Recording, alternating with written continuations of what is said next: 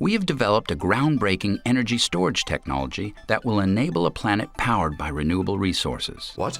This is going to enable a planet that's going to be completely green and blue? Our product consists of a collection of custom, inexpensive bricks, a unique 6-arm support crane, electric motors, generators, sensors and control software, which combine to deliver a 30-plus year life and round-trip efficiency of around 90%. Awesome! 90% efficiency and controlled by custom software. Now, I know it's kind of a nitpick at this point, but if you know all of that about it, why am I looking at a cartoon and not, say, for instance, I don't know, the actual device working?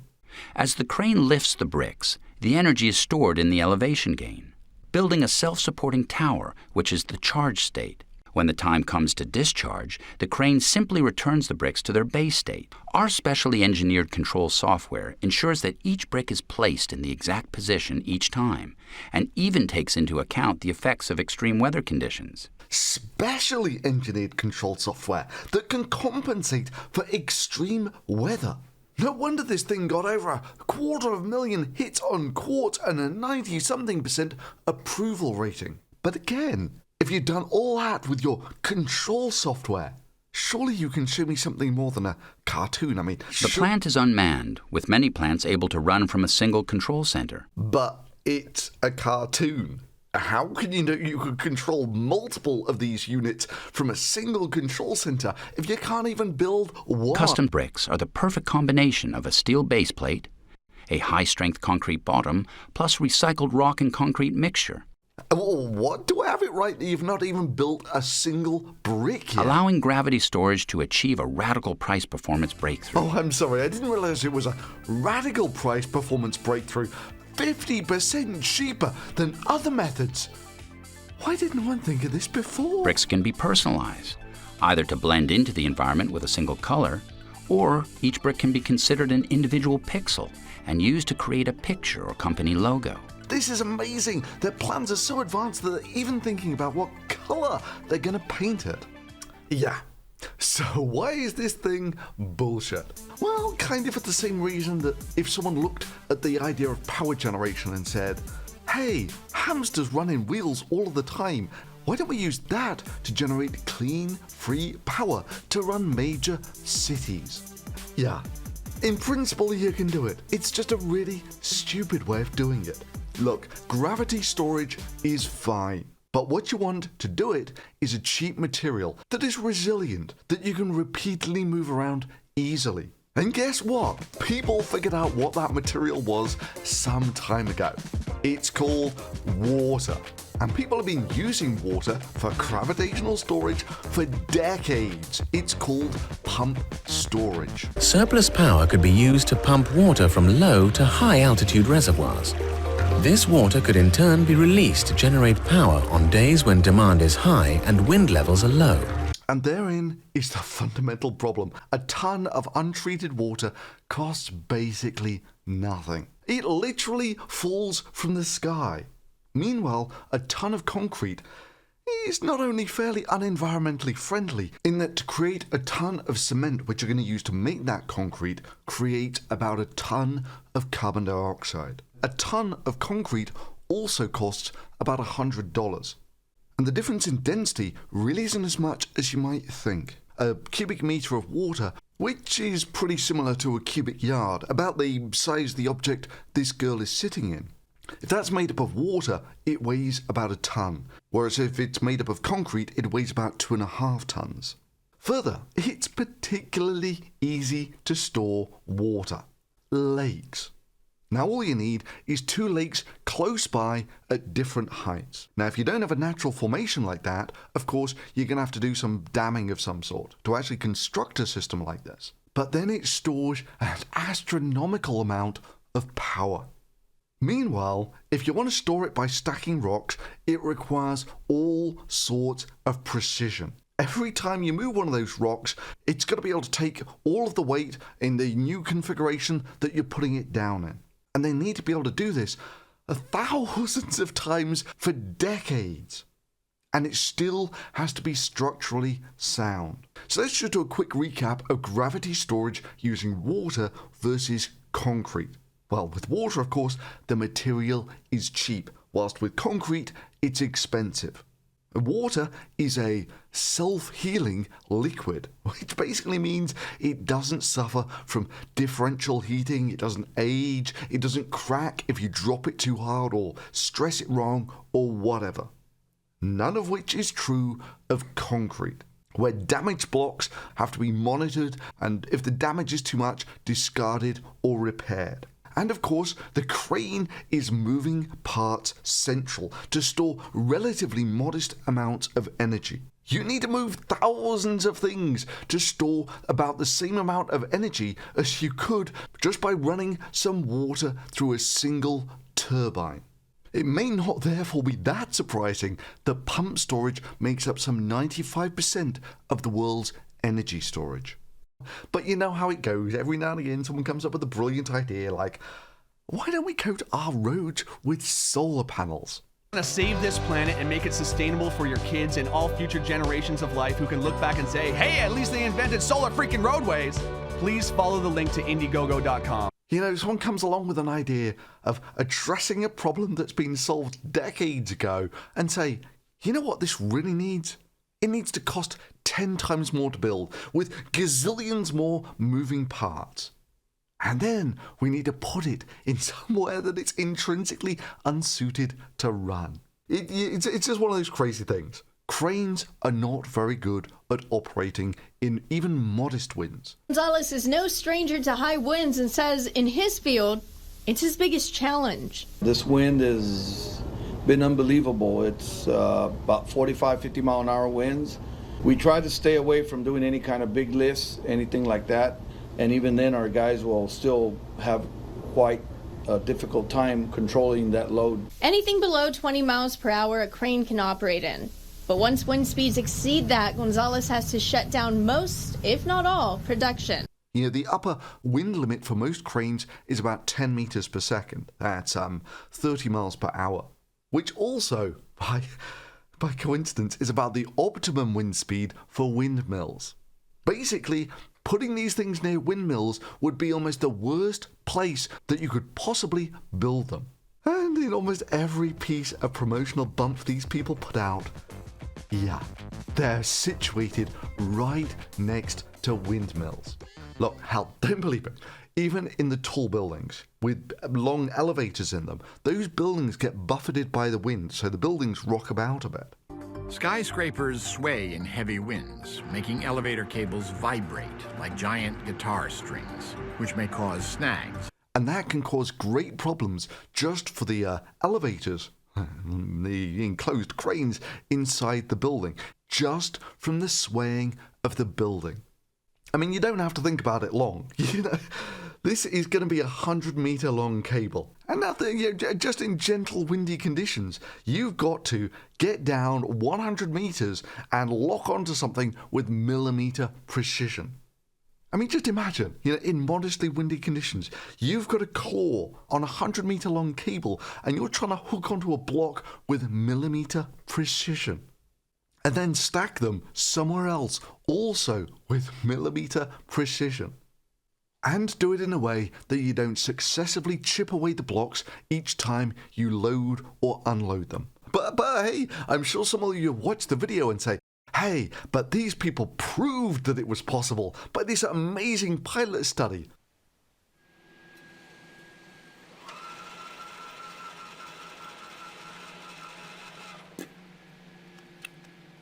Which wasn't quite a 400 feet tall, 130 or so meters. That would be the real energy vault. Nah, they merely had a 70 foot, so 20 odd meter crane, and they stacked some barrels with it. Hey, energy vault, I can do that exact same proof of study for much less than you did yours for.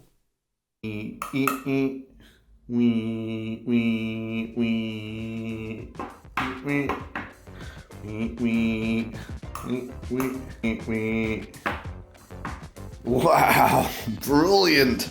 Now what's this?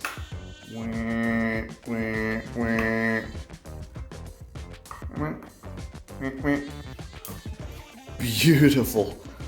Yeah, not quite sure how this addresses any of the problems for building a machine like this where it's going to run for 20 years in all weathers. I mean, it's crazy. Just look how much this cable is swaying around. And they're not moving how massive concrete blocks that would swing for a long time here. They're just moving tiny barrels. As a proof of concept. Nor is this being driven by some massively complex, custom-made super software. Our specially engineered control software ensures that each brick is placed in the exact position each time, and even takes into account the effects of extreme weather conditions. This is being done by a guy driving the crane. And as the Quartz article points out, this isn't an ordinary concrete battery, this is a cutting-edge concrete battery. I mean, remember, the hallmark of virtually all pseudo-scientific scams is the computer-generated animation. The compressor is powered by a micro-battery that is supposedly 30 times smaller than its contemporaries, but charges 1,000 times faster. The fastest prototype produces about 17 ounces of water an hour. That's great for cyclists. How does never having to fill your car with gas again sound? By simply replacing your engine with a system that runs on thorium, one of the densest materials known to man, you'll only need to refuel once a century. The plastic road.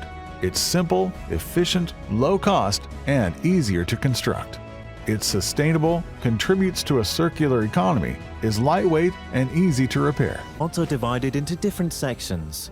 The social section offers an environment where you can enjoy your trip with friends and family.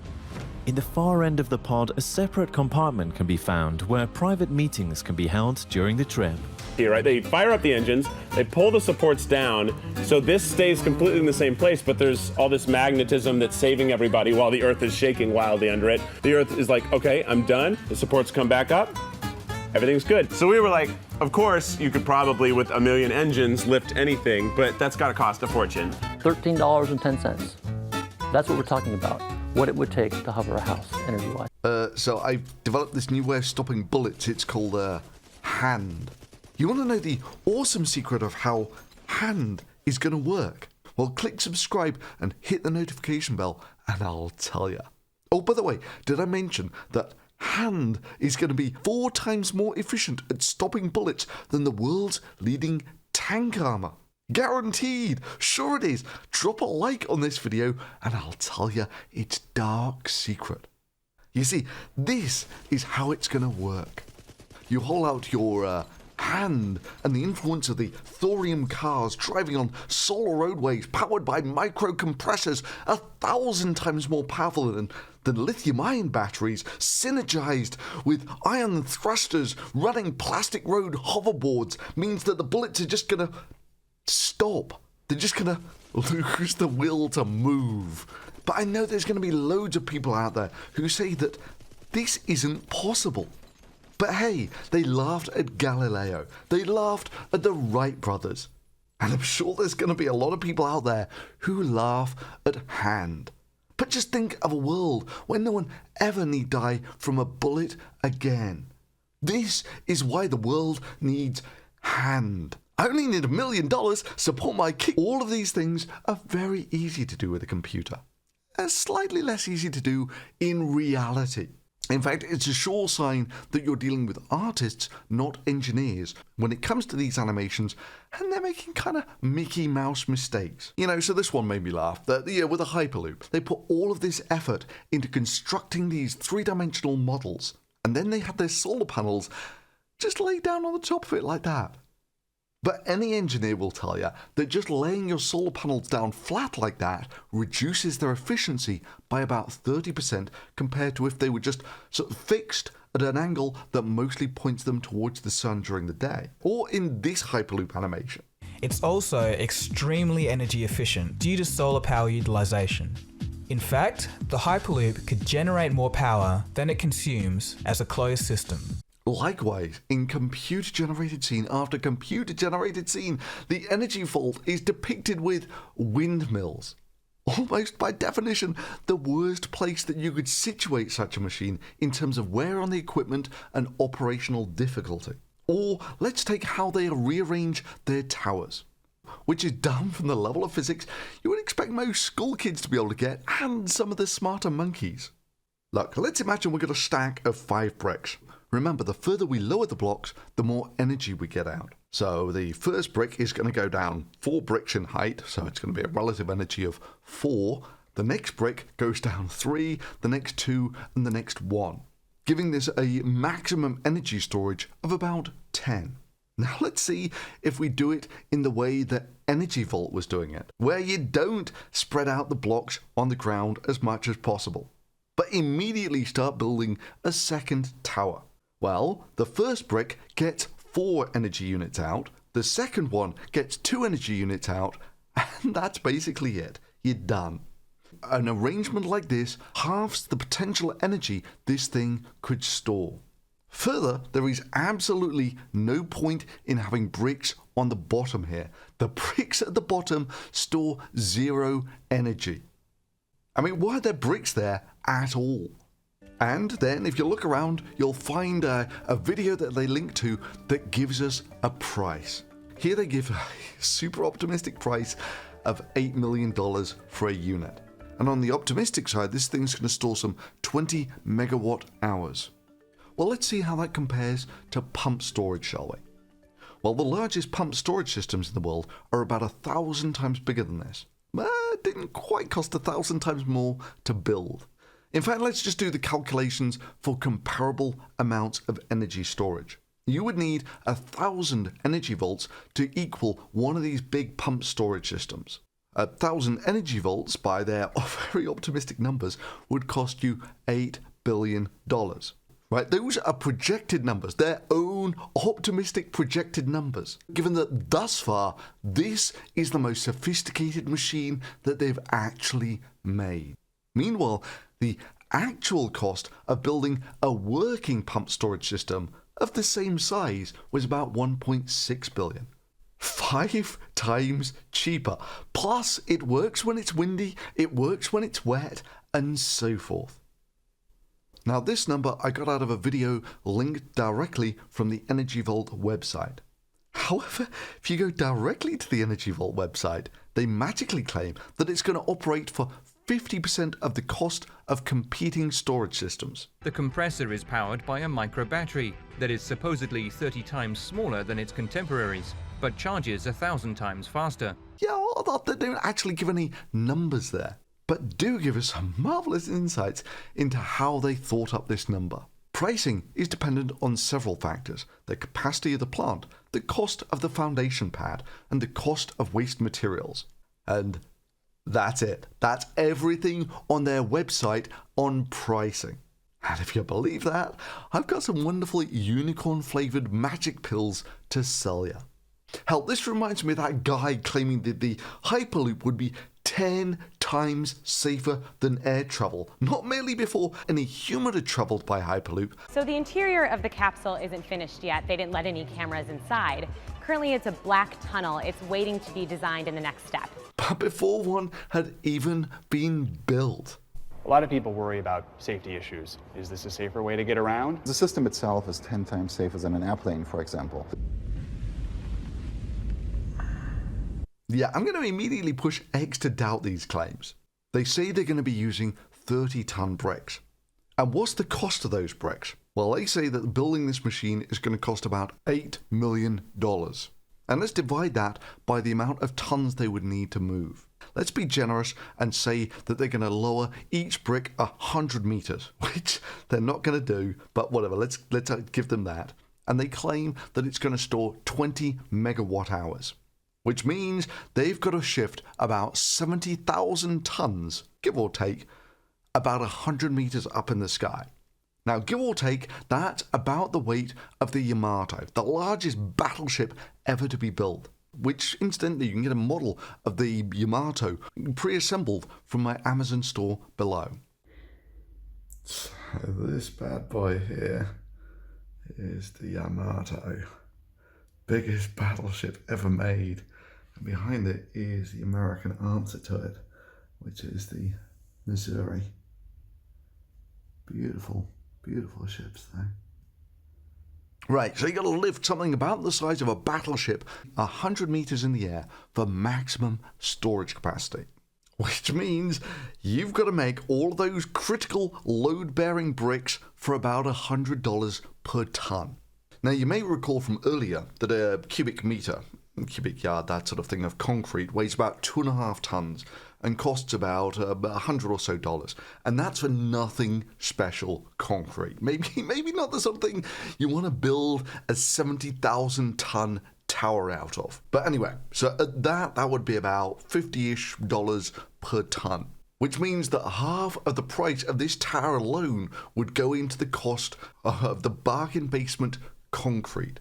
Cool, then all you need is some cranes. They can't cost that much, right? Well, most of the bargain basement tower cranes that you can get from China, they sort of max out at about 10 tons lift capacity, and one that'll lift about 100 or so meters costs about $500,000. So you're probably looking for the sort of crane capacity that they're looking at here of about $1 million per shot, and you need 6 of them. So it's immediately up to about $10 million for the off-the-shelf price, and that's without the special custom software that you'll need to run this completely automated, or to run several of them from a single control room. Even in those windy conditions. Or other hallmarks of the idiots or the scammers. Beyond the trivial stuff, like making this great animation of this gravity storage system that they forgot to hook up to the grid. But beyond that, they actually promise that this thing is going to be great because it'll be able to go to full power in 1/100th of a second. 3 seconds. Which is not actually a very useful property for an energy storage system, because energy demand tends to fluctuate over the period of minutes to hours. You know, it would be like someone saying, but look, this car is brilliant. Its speedometer gives you your speed accurate to 1,000th of a mile per hour. Well, that's very nice. It's just not very useful. So yeah, the brain trust here invented a brand new form of energy storage that's actually been around forever, then added a 0 to the construction costs, and then decided they were going to build it in a place where it was intrinsically bad to put such a thing. Yeah, it's 70,000 tons of wasted space, which is totally unlike the Yamato, of course, which in its entire operational history did actually manage to fire its guns once in anger at a surface target, which was in the Battle of Leyte Gulf. I mean, it's a long story, but the largest battleship in history was actually turned around by some desperate escort carriers and a few plucky destroyers, none of who fared that well. Basically, her captain, despite having a winning hand for laying waste to great swathes of the US invasion force, lost his nerve, which was really pretty understandable given Japan's disposition at that time of the war. And a year or so later, the US sent more planes to attack this one ship than Japan did against the entire of Pearl Harbor. The outcome was never in any doubt. World's biggest battleship or not, she wasn't going to survive. So if you want a model of the Yamato, links below. And if you like this channel, you might want to check out my Voice of Thunder channel. Links below.